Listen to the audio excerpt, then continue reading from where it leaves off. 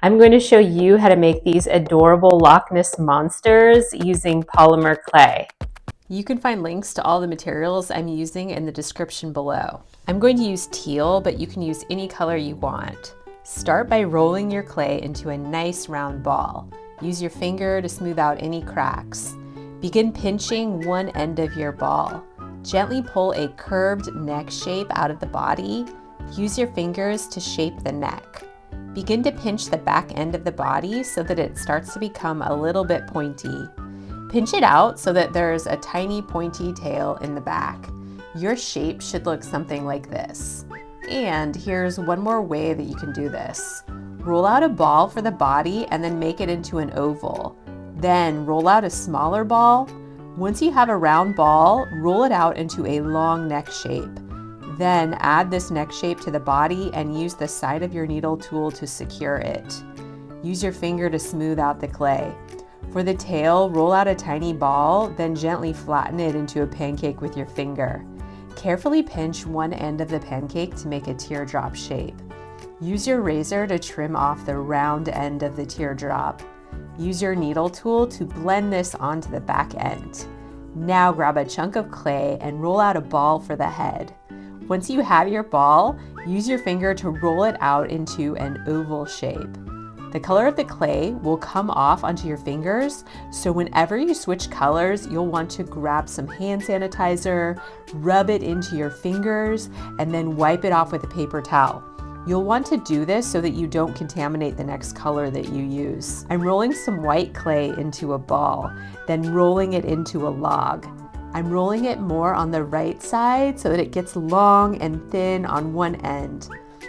I'm measuring it to make sure it's the right length, then pressing down with my finger to gently flatten it. This will be the white underbelly. I'm lining it up with the neck and then gently pressing it into the body. It's a little bit too big, so I'm using my razor to cut off the extra parts. I'm using my razor blade to slice off the top of the neck so that it's nice and flat. Next, I'm adding the head and securing it by blending with my finger and also the needle tool. I'm grabbing 4 small balls of clay. 2 of the balls are slightly bigger. Then making each of these balls nice and round. Now rolling the larger balls into ovals, then gently flattening them with my finger. I'm pinching them on either side to make a diamond shape. Once I'm happy with the shape, I can attach them to the front of the body.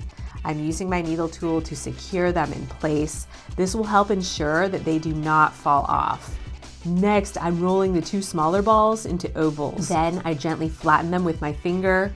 This time, I'm just curling one end into a point. I'm happy with how these look, so I'm attaching them to the body. Don't forget to secure them in place with the needle tool. I'm using my dotting tool to make circular indentations where the eyeballs are going to go. Then taking a tiny bit of black clay and rolling small circles for the eyes and adding them into the eye sockets. Next, I'm going to show you how you can make a magical shell habitat for your Loch Ness Monster and give you some awesome tips for baking and adding glaze. But first, if you're new to my channel, please support me by subscribing and be sure to check out all the other amazing art videos, art lessons, and art tutorials on my channel, Rainbow Parrot Art. Okay, we're back. To make a flower, I'm rolling out a small ball and flattening it with my finger. I make 2 cuts directly across from each other. Then I add 2 more cuts in between and then repeat these 2 cuts on the other side. I'm using my needle tool to shape the petals. It also helps to use your fingernails. Then using the dotting tool to make a dot in the center and rolling out a tiny ball for the middle of the flower. I'm adding a bit of liquid clay to the back that will act like glue when it bakes. I'm adding some tiny pebbles to the shell. I'm also adding tiny bits of moss. Next, I'm pouring a little UV resin for the water. Then adding a bit more moss to the sticky resin. You can use a toothpick to move things into place. Once you're happy with how your habitat looks, you can cure the resin using a UV flashlight, or you can leave your sculpture out in the sunlight for about 5 to 10 minutes. Once the resin is totally hard, you are ready to bake. Bake your creatures in the oven at 270 degrees for 30 minutes. Once you remove them from the oven and give them a few minutes to cool, you can coat them with a thin coat of resin or gloss. Doing this is optional, but will make your sculpture stronger. Be careful not to get any resin or gloss on the bottom of your piece. If you used resin, you can cure it by leaving your pieces in the sun or by using a UV light. These are what my finished pieces look like. Up next, be sure to check out this video. You're going to love it.